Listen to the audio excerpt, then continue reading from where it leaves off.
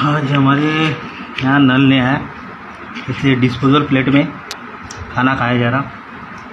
तो आलू बैंगन की सब्ज़ी है, ककड़ी का सलाद और प्याज मिर्ची।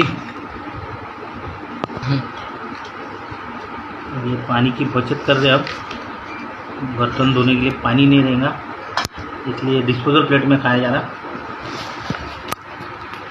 3 दिन हो गए नल नया है।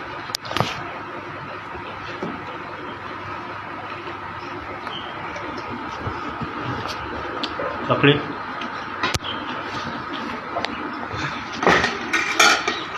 प्याज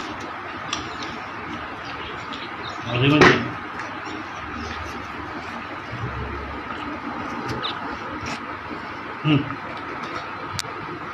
हम्म